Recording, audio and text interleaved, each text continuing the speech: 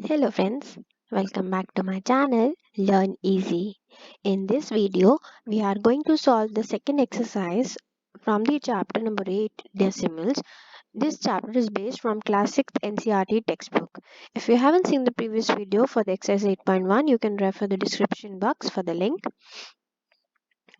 Friends, if you like my video, please hit the like button and share it with your friends. If you haven't subscribed my channel yet, you can please press the bell icon as indicated by the arrow on the screen to get the regular updates.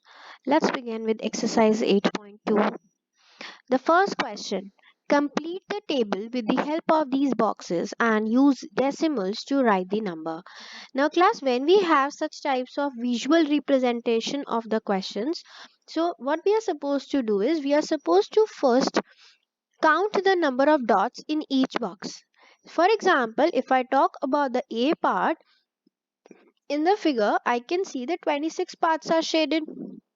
Yes, 26 parts are shaded. That means if 26 parts out of 100 are shaded, what will I get as a decimal? I'm going to get 0.26. So this is what I have to fill in the table. So that is at the 1st place I don't have anything, so I can write 0, 2, 6 and the number becomes 0.26. Am I correct? Okay. Coming to the B part, as you can see, we have two boxes. Yes, each box contains 100 small boxes. So 100 parts are shaded in the first one. Yes, 100 parts in the first one. If I add up the second box, I have 36 parts. So all these parts are the shaded parts. Yes, all these parts are the shaded parts. That means if I say 100 upon 100, because all the parts out of 100 are shaded, and 36 parts out of 100 in the second box are shaded, so I'm going to get as 1 plus 36 upon 100, which can also be written as 1.36 in the decimal form. Yes, so let me write it in the table. I have at the ones place at 1, 10th is 3, 6, so the number becomes 1, 3 and 6. Yes, so the number which I obtained from the B part is 1.36. Am I clear? Alright. C part. Again, I have a similar situation like B, where I have two boxes, each box containing 100 small boxes. So again, in the first part, the 100 parts are shaded. Along with the 100 parts, I can see 28 more parts are shaded. Yes, so 28 more parts are shaded. That means if I say 100 upon 100 plus 28 parts out of 100 are shaded, that means 1 plus 28 upon 100. That means I will get my decimal number as 1.28, because I already told you that number of zeros in the denominator represent the number of digits after the decimal place. That means I can say ones, 2, 8. So my number will become, let me just erase it. I have to fill it in the C part. Yes. So it is 1, 2, 8. Yes. So the number becomes 1.28. Am I clear? I hope this question is very easy and it's very scoring also, because all the parts which are there in this visual representation type questions, all of them are very easy to understand. Yes, we can count the number of dots or we can count the number of shaded portion from the figures. Alright, let's go forward to the second part. Write the numbers given in the following place value table in the decimal form. So what are we supposed to do is we are supposed to represent these numbers in the decimals form. So if I talk about the A part, at the hundredth and tenth place I don't have a number, so the number is going to be 3.250. Yes, so this is my A part. Coming to the B part, I have at 100th place as 102.630. Agreed? Okay. Coming to the C part, let me see. I have 3 at 10th place, so 30.025 at the answer for the C part. Great. Coming to the D part, that means 211.902. That is the answer for the D part. Coming to the E part, that is 12.241. So here I have basically written the number of digits. Rather, I have written the numbers given in the place value table of the decimal. So basically you should know both sides. That means you should know how to even write it in the table form, and you should also know how to write it in the number form. Is it clear? Let's go forward to question number 3. Write the following decimals in place value table. I have been given with the decimal numbers and I need to express them in the place value table. All of you can draw these table in your maths notebooks. So the table starts as thousand, hundreds, tens, ones, tenths, hundredths and thousandths. You want, you can increase the numbers as per your convenience. So if I want to write the A part, it says 0.29. So directly I have 0 at ones place, 2 at tenths place and 9 at hundredths place. If I want to go to the next part, that is my part number B, I can say 19.60, that is 19.60. Now many of the students have a doubt that whether for a decimal do we need to make a column separately or not. It is totally your wish. You can represent it by making a small dot as indicated by the screen on the screen, or you can even make a separate column. It's totally your choice. Okay, coming to the next part, that is the C part, which I think so I have done it in the place of B. Let me just change it. So this is the C part. Let me do the B part. B part says 2.08. So 2.08 is 2.08. Clear? Hai? Okay, let's do the D part. So next page I'm moving to and doing the D part. Let me see. Okay, I can do the D part like this. So D part says 148. So I have 148.32. Coming to the E part, I have 200.812. Clear? Hai? Is it clear to all of you? So please make sure that you are making the table and writing every digit very very neatly. Yes, because it's going to be giving you a good impression.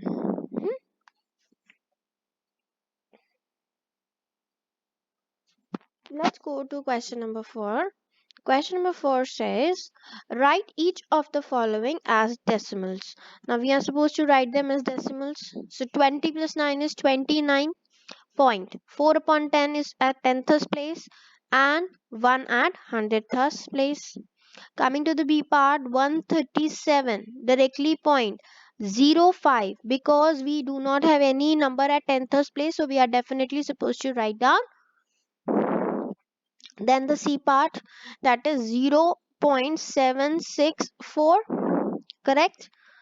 D part 23.206, because we do not have anything at hundredths place, so I have written 0.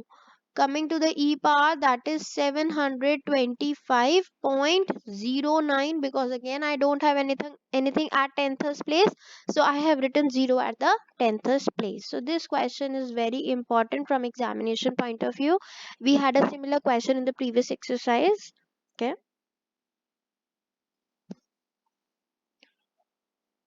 All right. Let's go to writing of the decimals now in the word form. Yes.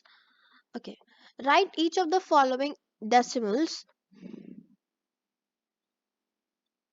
in the word form. So if I want to write the decimal as 0.03, so I'm going to directly write as 0.03, right?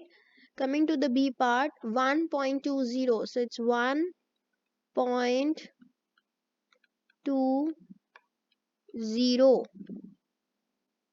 C part, 10 point, you cannot write 10, you have to write 10. Okay, so 10.07. D part, 0.01. 0 3 2. E part 5.008. Okay, 5.008. So these are the answers of the decimals written in the word form. Agreed? It's very easy exercise. It's very interesting. It's basically the recapitulation of your first exercise. So many of you will be able to solve these questions in less than minutes. Okay. Question number 6 says between which two, I repeat, between which two numbers in the tenth place on the number line does each of the given number lie? That means in the previous exercise in 8.1 we had to write the two whole numbers in between these two numbers.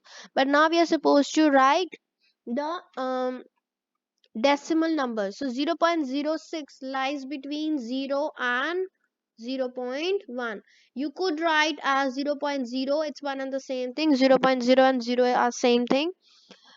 0.45, so 0.45 lies between 0.4 and 0.5. C part 0.19. 0.19 means 0.1 and 0.2. Coming to the D part 0.66, so that is 0.6 and 0.7. It's very easy. You basically have to find out the lower and the upper range. 0.92 is 0.9 and 0.9 and 1.0. Coming to the F part says 0.57. So 0.57 means between 0.5 and 0.6. All right. I hope these are the answers for the sixth question. So now we are coming to the very last question for this exercise, that is write as fractions in the lowest form. So everybody knows how to write the fraction. So basically first I'm going to write the fraction. So remember one thing, number of digits after the decimal place represents the number of zeros. Please make this in your mind very clear that number of digits after the decimal place represents the number of zeros. So here I have two digits, so that means 60 upon 100. First I'm going to convert it into fractions and then I will come back to the lowest term. So it is 5 upon 100. C part 0.75, that means I will change as 75 upon 100. Coming to the D part 0.18 is 18 upon 100. E part 25 upon 100. Try to reduce first with the lowest prime number. So it's 125 upon 1000. G part 66 upon 1000. Now I'm supposed to reduce them. Now when I will reduce, let me see how can I do it. Yes, if I reduce this is 10 with 10, 3 and 5. So that is 2 3s are 6, 2 5s are 10, 3 by 5. 5 1s are 5, 2s are 20. 10. So it's 1 upon 20. So here again if I reduce with 5, I get 5 ones are 5, 5 threes are 15. Sorry, just made a mistake here. Let me just correct. 5 ones are 5, 6, 7, 25. 5s are 25, 5 2s are 10, 0. Again I can reduce 5 3s are 15, 5 4s are 20. So the answer is 3 by 4. Here 2 9s are 18, 2 5s are 10, 0. The answer is 9 by 50. Coming to the 5 5s are 25, 5 2s are 10. Again 5 1s are 5, 5 4s are 20. So 1 by 4. Here 5 2s are 10, 5 5s are 25, 2s are 10, 0 0. 5 5s are 25, 5 4s are 20. So it's going to be 1 upon 8. 2 3s are 6, 2 3s are 6, 2 5s are 10, 0 0. So the answer is 33 upon 500. right? So you could take a number, like you could have taken 25 directly to reduce in the F part or E part, but I will suggest that please try to reduce it from the smallest number, because there are less chances of making the calculation error. If you straight away jump with the higher numbers, maybe there is a point that you might face difficulty in solving it, right? So this is going to be an easy task for all of you, that you start with the smallest prime number. Agreed? Alright, so here we come to the end of this video, where I have done the second exercise with all of you. That's your exercise 8.2. So thanks for watching this video. Thanks for your love and support. You can join us on Facebook as Learn Easy, and you can find us on Instagram as Learn Easy Online. You can like, share, and subscribe the channel for regular updates. Kindly check the description box for the links of other videos. Thank you.